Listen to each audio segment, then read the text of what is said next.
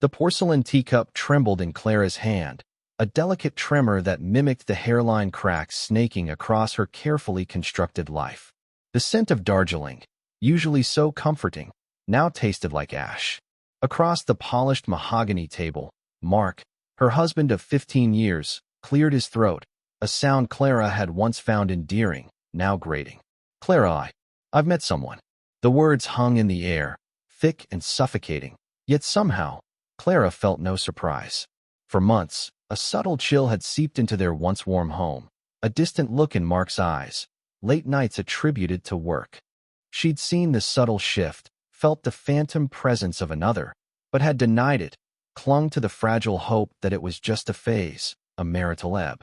Now, the tide was truly out, exposing the sharp, jagged rocks beneath. "Her name is Serena," Mark continued, his voice softer than she'd heard it in years, a sickening tenderness reserved for someone else. She understands me."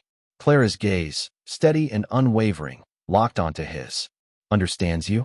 After 15 years, Mark, what exactly is there left to understand that I haven't tried to?"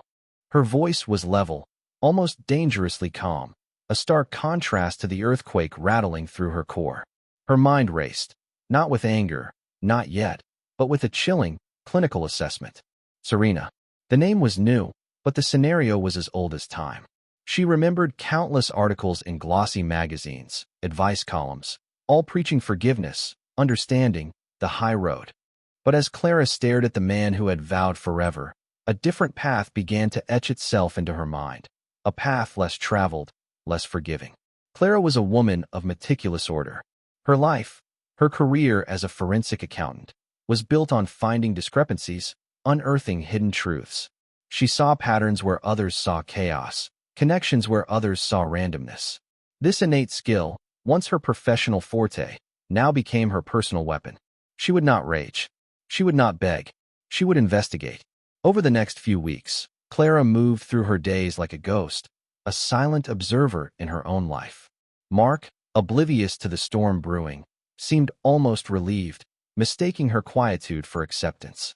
He spoke of Serena more openly now, small details, her love for classical music, her job as a marketing executive, her vibrant spirit. Each detail was a thread, and Clara, the master weaver, began to gather them. Her investigation started subtly, digital breadcrumbs, social media profiles, professional networks, public records. Serena Hayes, mid-30s, divorced, no children. The basic facts were easily uncovered. But Clara wasn't interested in the surface. She delved deeper, using her expertise to unearth the less obvious, the tucked-away information. Late nights were spent hunched over her laptop, the screen illuminating her determined face, a stark contrast to the darkness of the house. She bypassed firewalls, navigated obscure databases, followed financial trails that seemed innocuous at first glance. Each click, each discovery, was a small, cold drop in an ocean of mounting evidence. Then, she found it. An old, forgotten online forum. A single post, years old, under a pseudonym, but the details were too specific, too personal to be anyone else. It was a cry for help, a desperate plea from someone trapped, afraid. The contents of that post, a shocking confession, made the teacup in Clara's memory finally shatter. This wasn't just about an affair anymore. This was about a secret so dark, so damning. It could not only ruin Serena but irrevocably alter Mark's perception of the woman he thought understood him. Clara felt a strange, cold calm descend upon her. The game had changed, and she had just found her leverage. Clara stared at the screen, the dimly lit words of the old forum post searing into her mind. It was a confession, veiled in anonymity but raw with desperation. I took something that wasn't mine, something important, and now, I'm trapped. There were vague details about a past job, a specific company, and a sum of money, all culminating in a chilling admission of coercion. Serena, the vibrant woman Mark had fallen for, had a past not just checkered, but deeply compromised. This wasn't about a youthful mistake. It was about a calculated act, and the fear that still clung to the words, years later, was palpable. The immediate impulse was to reveal it, to lay bare Serena's secret for Mark to see. But Clara paused. Her years of dissecting financial fraud had taught her the importance of precision, of timing. A haphazard reveal could be dismissed, twisted. She needed to deliver this blow with surgical accuracy, ensuring maximum impact. The internal conflict was sharp. The primal urge for revenge warred with a colder, more strategic calculation. She wasn't just aiming to hurt Serena.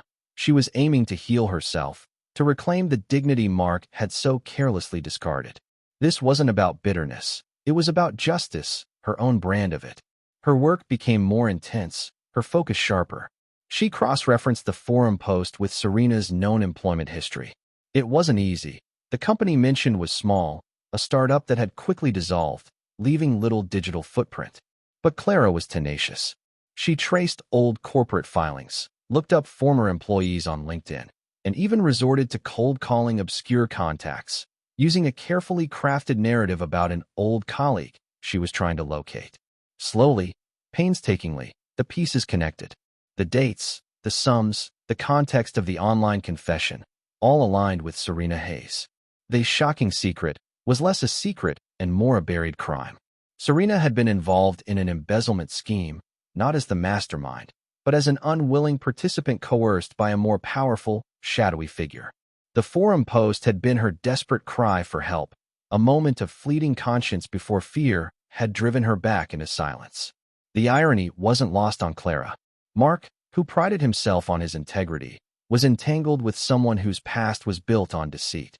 The internal struggle for Serena must have been immense, living with that truth. But for Clara, empathy was a luxury she couldn't afford. Not yet. The turning point came when Mark announced he was taking Serena to the annual charity gala, an event Clara had helped organize for years. It was a public declaration, a flaunting of their new relationship in front of their entire social circle. The porcelain crack had become a gaping chasm.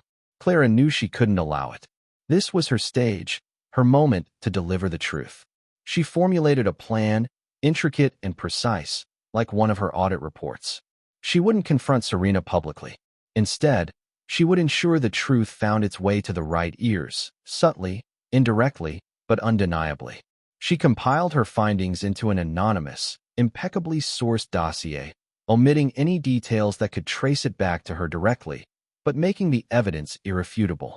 It was a narrative of coercion and theft, painting Serena not just as a criminal, but as a victim too, albeit one who had chosen complicity. The night of the gala arrived. Clara, dressed in a sleek, dark gown, felt a steely calm. She saw Mark and Serena across the room, Serena radiant, laughing, unaware of the sword of Damocles hanging over her. Clara moved through the crowd, a phantom of her former self, and with a practiced ease, she ensured the dossier, tucked into an innocuous-looking envelope, found its way into the hands of one of the gala's main organizers, a woman known for her keen sense of justice and her powerful connections. The seed was planted.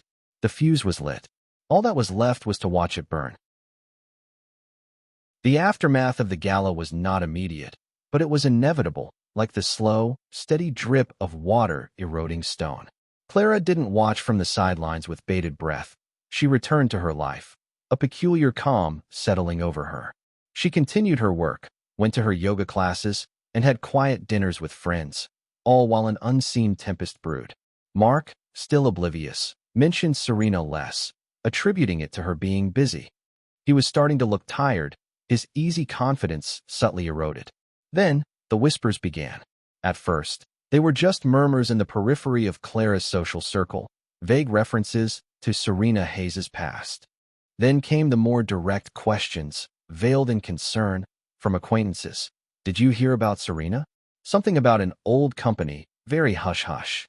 Clara would offer a sympathetic, non-committal hum, her eyes holding a knowing depth that went unnoticed. The true impact hit like a tidal wave, not just on Serena, but on Mark too. Serena's carefully constructed life began to unravel.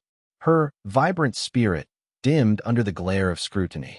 The company she worked for, a major corporation with a strict ethical code, initiated an internal investigation. Her clients, whose trust was paramount in marketing, started pulling back. The anonymous dossier, meticulously crafted by Clara, was now a ghost in every boardroom, every hushed conversation about Serena. She wasn't just losing her reputation, she was losing her livelihood, her very identity. One evening, Clara heard a muffled argument from Mark's study. Voices raised, Serena's choked sobs. Mark's usually measured tone was sharp, accusing. The next morning, Mark sat across from Clara at the breakfast table, looking older than his 45 years. His eyes were bloodshot, his shoulders slumped. "Serena, she has a past," he began, his voice hoarse. He recounted the details, the embezzlement, the coercion, the desperate forum post he'd somehow found through his own inquiries, or perhaps, more accurately, that had been strategically placed for him to find. He didn't mention the gala, or how the information had resurfaced, but Clara saw the pieces clicking into place in his mind, the shame dawning on his face. "I didn't know," he whispered, looking at her, a plea for understanding in his eyes that Clara almost found herself softening to. "Almost. I truly didn't know." Clara met his gaze, her expression unreadable. "Sometimes, Mark," she said, her voice soft but firm, "what we choose not to know is just as damaging as what we do." Serena's life, as Mark had put it, was effectively ruined. She lost her job, her clients, her social standing. The public shame was a heavy cloak she couldn't shed. She eventually left town, seeking anonymity elsewhere, a faded echo of the vibrant woman Mark had met. For Clara, the resolution was bittersweet. There was no triumphant fanfare, no grand declaration of victory. The satisfaction was quiet, a deep hum of justice served.